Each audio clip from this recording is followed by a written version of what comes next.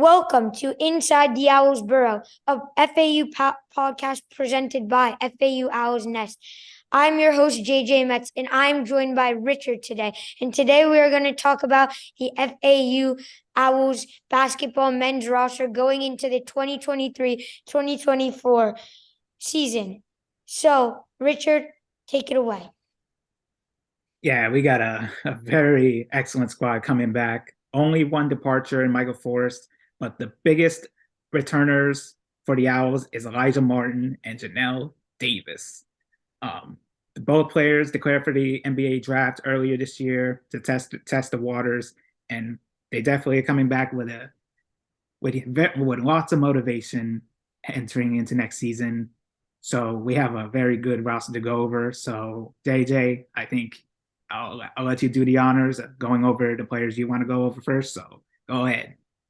So I'm going to start with Janelle Davis, 6'4" junior going into the 2023-2024 season. Janelle Davis out of Gary, Indiana. He has become one of the best players for FAU, in my opinion, the best.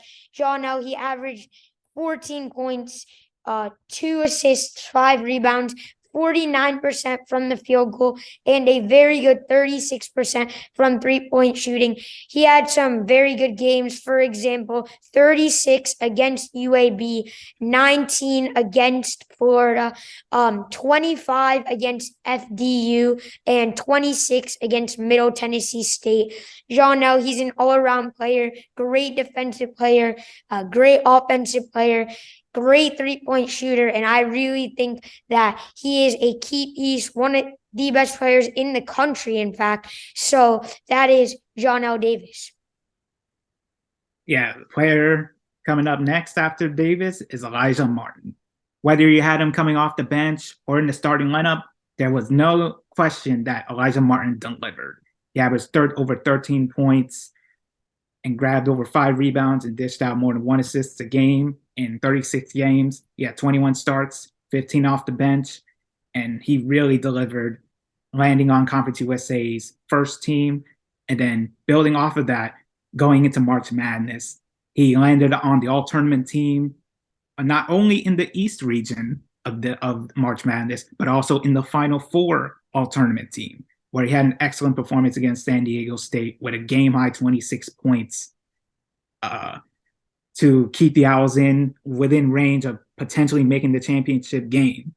While it did not happen, of course, in heartbreaking fashion, of course, there was no doubt Elijah Martin really made his name known on the national stage, which gave him a lot of attention as he declared for the NBA draft. And while he's definitely coming back, he definitely has a lot of motivation to really make a huge impact as he continues to improve his game heading into next season. Yep, Elijah Martin, amazing player. And up next, I'm going to talk about Nick Boyd. Nick Boyd, he averaged 9 points, 2 assists, 4 rebounds, had a whopping 40% from the three-point shot. He was injured the last year, had surgery, but had an amazing bounce back year this year. 45% from the field.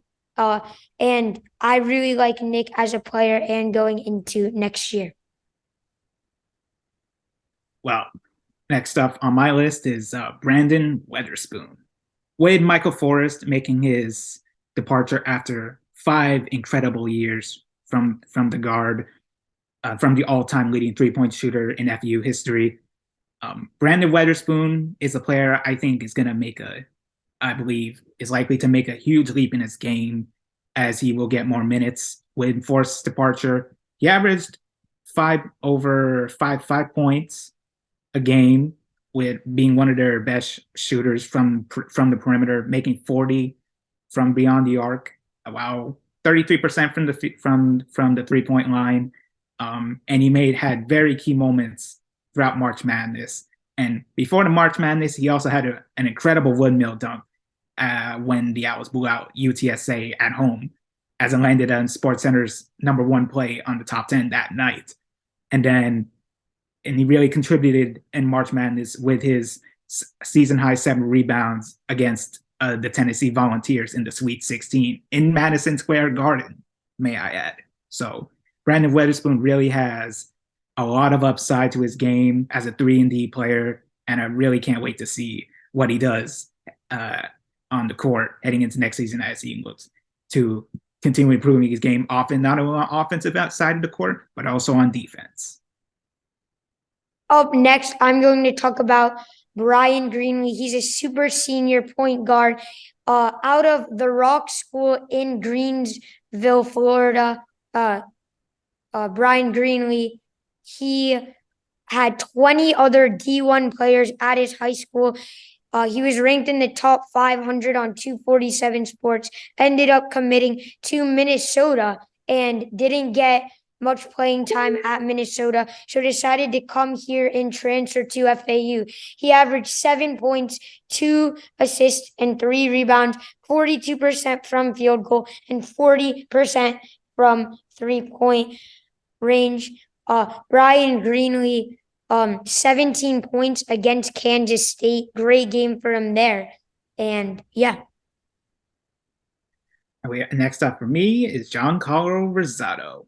Whenever FAU needed a spark off their bench, especially in the front court, whenever Vlad Golden got in foul trouble, John Rosado really answered the call and really made his name known inside the paint, where he had an excellent season scoring shots, making shots inside the paint, getting 63.5% of his shots inside made for an efficient 6 points, and grabbing over 3 rebounds a game while dishing out the ball over 1.4 times a night. So, and not to mention, when the Owls began March Madness, he really used his post game to work and dominated the Memphis Tigers inside the paint, getting a perfect 6 of 6 from the floor, scored 15 points to help the Owls pull out that remarkable win in the first round of March Madness. So, continuing as the Owls maintain their stability with the front court with Golden and Rosado as their main guys in the front court as their big men, Rosado is surely going to be very reliable moving forward to once November comes around and they're off to their next big season, especially in the American Athletic Conference. Yep, Giancarlo Rosado, one of the most underrated players on FAU. But I'm going to talk about the other center next, Vlad Golden. Vlad Golden out of Russia. He averaged 10 points and 4 rebounds. Vlad was an amazing player. He was so good in the paint. Every time he got the ball, he would somehow find a way to make a layup, or he would have these great, spectacular dunks. He's very good on defense. But also he found a way to stay out of foul trouble towards the end of the season, fouled out a lot in the regular season. But he was a huge part, getting a lot of the rebounds. Vlad Golden, 63% from the field, and really, really interested to see what Vlad can do next year, and very excited to see the combo between Vlad and Rosado. To see both of them together, and he's a very big asset to this team. And now we have Trey Carroll coming into the fold. Being a redshirting his first year with us during the 21-22 campaign, he got some playing time this time around last season, averaging over 3 points and grabbing 2 rebounds and 18 appearances on the court throughout the season. He shot well, 64% from the field, 54% for 3, and 75% from the free throw line. While he definitely showed some promise earlier in the season, including a career-high 11 points on 4 of 6 shooting when they beat the Bryant Bulldogs in the Boca Raton Mega Bowl, it will definitely be interesting to see how Carroll approaches this season, especially if he were to gain a bigger role in the front court alongside Vlad Golden and Giancarlo Rosado. And will he maintain his consistency as a solid shooter inside the paint, outside the paint, and then, of course, the 3-point beyond the arc? It will definitely be a pretty good situation for Carroll to keep an eye on as the Owls look to improve their strength on both sides of the court. Yep, and Trey Carroll, a phenomenal player. He can also shoot the three ball very well. Excited to see what he can do. And I'm going to talk about Jalen Gaffney, the backup point guard for FAU. Now, Gaffney is the highest recruit on this team, was a top 130 player out of New Jersey, was a top 4 player in the state, committed to UConn, but didn't get much playing time like Greenlee and decided to come down to FAU. Gaffney, he had not the best of seasons last year, but in practice, he has been very, very good, making down many 3-point shots this past week in practice. He averaged 4 points, 2 assists, 3 rebounds. 33% from the field and 33% from 3-point. His strength is definitely his 3-point shot, and he is a great passer as well. Yeah, Gaffney, while it wasn't the best when it comes stats-wise, while it wasn't the best season for him, he really provided a steady presence in the Owls backcourt as he really helped them a lot on their run to March Madness and getting as far as they did, especially considering he was at UConn, who are constantly in the NCAA tournament and for many years, including this year where they ultimately won it all. So it's definitely a very good step for Gaffney to really help this Owls elevate themselves to be a powerhouse in the country.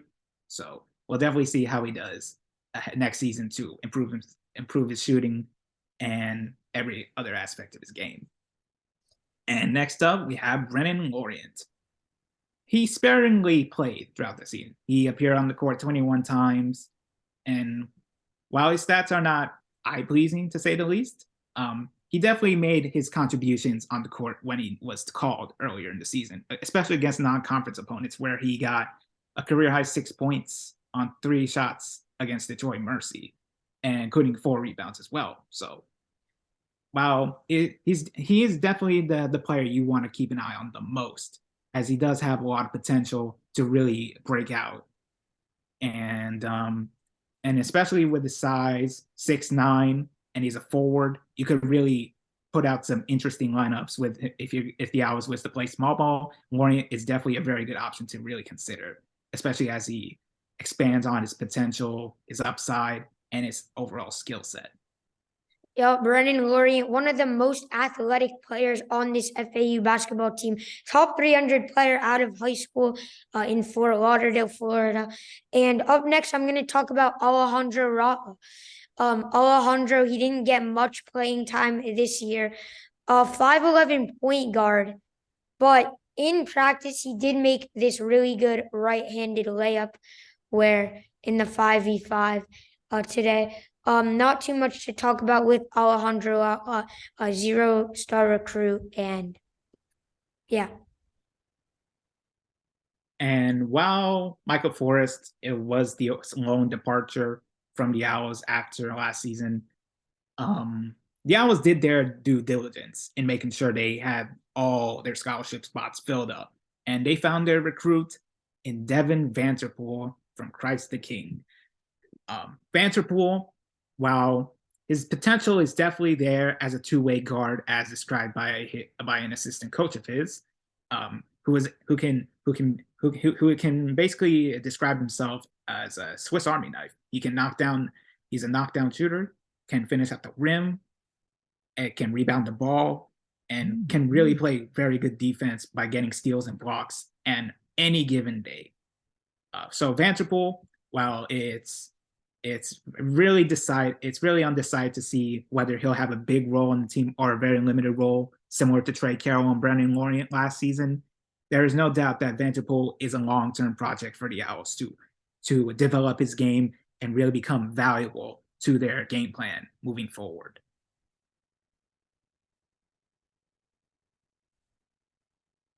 And yeah, and same with my player, Isaiah Gaines, a sophomore, power forward, 6'7" from Pensacola, Florida.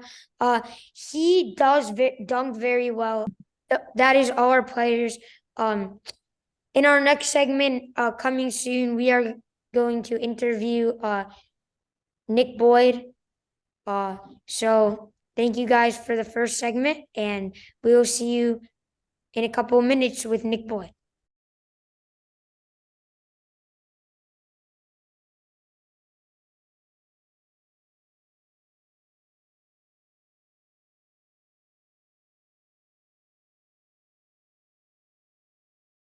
Welcome back to Inside the Owls Burrow, a FAU podcast presented by FAU Owls Nest. Joining us is Nick Boyd. Nick, the first question for you is, during that last timeout against Memphis, when Coach May drew up that play, were you calling for the ball to be in your hands? Well, first, thanks for having me. I appreciate the opportunity. The Owls Nest does a great job covering FAU athletics throughout the whole year. I always keep up to date with you guys, and I love the videos I've been seeing from the open gym and the practices we've been having throughout the summer so far. So I just want to say thank you for that, and I want to say thank you for having me here. But great question. Yeah, I don't know why I was feeling that way, but for some odd reason, we're an unselfish team, but in that moment, I don't know what made me ask coach for the ball, but yes, it's definitely true. In that moment, I asked coach. I said, "Coach, I got it," and I think I was just acting out of emotion at first. And coach went in the huddle with the other members of the staff and drew up a play. And I was surprised. I was surprised. I wasn't surprised, but I was surprised that he actually drew it up for me, even though I said I got it. And that just shows coach confidence in me and confidence in the guys. And yeah, that's something that I hold sacred to me, and I know I have coach's trust. And that game winner against Memphis, this was basically the team's biggest matchup in March Madness, especially for your first game against a very strong opponent from the American Athletic Conference, which you will be playing in from here on out, and you'll be playing Memphis for definitely many years, who will probably be your rivals, especially after what you did to them in March Madness. So, yes, sir. Everything that happened last season, how much has the Final Four run straightened the team's bond with one another heading into the season? The Final Four bond we've built, I think, it's definitely strengthened. We know what we're capable of, and I think it caught a lot of us by surprise to really see how far hard work can get you. But yeah, we definitely know what we're capable of now, and it's made us stronger. And I think it just made all the guys more attentive. We're on each other more. We're holding each other accountable more. That's not anything we haven't done prior, but it's just to a new level. We want to take it to a new level overall, just mentally more than physically, because we know we're going to come in the gym every single day, no matter what, and work hard. But just overcoming obstacles mentally, that's a challenge for every team, and that's something we want to take a huge step in. So I think that Final Four run allowed us to see our potential, and it gave us a lot of confidence. So you're going to enter next year as a highly ranked team with a lot of expectations for success. Are you doing anything differently to prepare for this season as opposed to last season, like where there were less high expectations? Yeah, we have to do a totally different thing. We, like I said, man, we coming into this off season this year, just saying like this is not last year anymore. We have to do a totally different practice. We have to do a totally different outlook on things. Like you said, we're going to be highly rated, but at the same time, there's still a lot of doubt in terms of if we could do it again. But like I said, we have to do it totally different. We have to be a totally different team. We have to take it to a whole new level if we ever want to scratch the surface of what we really want to be. So, yeah. Sorry about that. But yeah, like I said, we're going to have to do a whole different level of intensity, a whole different level of focus to even scratch the surface of what we want to do. Right. And to follow up on that, Nick, as you say, this season, next season is going to be a very tough one for the team. First season in a new conference. I agree. Opponents against very strong opponents, especially with one of them being against Memphis, of course, as we talked about earlier. What is the biggest challenge this team will have once the season starts, considering the new and stronger competition? I just say just staying focused. I mean, there's a lot of buzz, there's a lot of noise. Just staying focused and trusting in each other. I think that's the only challenge we have, and I think that's something that we could battle easily. I mean, we got a group of guys that are very selfless for the team. They want to cheer for everyone's success, but like I said, just staying focused through the highs and the lows. I mean, every season you're gonna have highs and lows. We had highs and lows last year, but it was just how we responded as a group, which made us special. And like I said, we wanted to take it to a new level mentally this following year so we could actually do something special and be a team to hang more banners. Elijah Martin and Janelle Davis, they had their adventures in testing the waters in the NBA draft. And of course, they're coming back next season, which is very big for the team next season. So how is their experience? Have they told you about their experiences testing the waters in the NBA draft? How the entire process is like? And what advice have they given you to see whether you want to test the waters to the NBA draft one day and how you want to approach that? Yeah, we talked a lot about their experiences. We were all very close. I mean, they gave me a lot of different things. I mean, first and foremost, they gave me a little bit of the gear that they got, so that was good. But in terms of advice, man, they just said they just realized how tough it is to really be an NBA player. Just how physical it can be, what the work is like, and I think they all also realize how capable they are of being NBA players. I mean, they had great workouts when they were there. I mean, I think they caught a lot of people by surprise by with just their mature nature and how hard they work and how focused and how intense they are. So I mean, yeah, they gave me a lot of advice in terms of just different drills that we now work on in the gym and stuff like that, and how pretty much how the workouts are ran. And yeah, I mean, they gave me a lot of insight on it, and they just told me little different things about the experience. We didn't really get too deep about it because I mean, hopefully one day we're all there and we're all experienced. But I mean, yeah, they definitely told me about how the workouts were, how tough they were, and how serious it is to be an NBA player and how good you actually have to be. And with both of them coming back and having a very big season ahead of them, and of course you guys on the team, how will you guys continue to keep the national spotlight on yourselves for NBA scouts to look in the direction of Boca Raton from here on out? I mean, I think just by winning. I mean, when you're a winner, everybody wants to be surrounded you, whether you're an NBA scout, fan, whoever you are. I mean, just winning, just playing the OWL basketball, which is just having everyone involved, being a team, not worried about who's going to the NBA, who's getting this personal award, just really just winning. Once you win, all that stuff figures itself out. We're going to ask some quick fire questions to know more about Nick Boyd as a person. So, Nick, vanilla or chocolate? Dang, I used to be a vanilla guy, but I think I'm going to go with chocolate now. I don't know why I switched over somehow. LeBron or Steph? LeBron, most definitely. I'm a LeBron fan. I think LeBron's the GOAT, honestly. Pancakes or waffles? I'm going to go waffles because I always grew up eating Eggo waffles for breakfast, so I'm going to go waffles. I like pancakes too, though. Half height or double the weight? Half your height? Half height or double. I'm gonna have to go double the weight. Cause I'm pretty skinny myself, so. New haircut or new pair of sneakers? Say it again. New haircut or new pair of sneakers? Go with the sneakers. Nah. I'm going haircut. You gotta stay fresh. Who cares about the shoes? Thank you so much, Nick. We really appreciate your time. Appreciate you guys. Anytime. Let me know. Thank you. All right. See you, Nick. See you. We had a great show today covering the FAU men's basketball roster for the 2023-2024 season.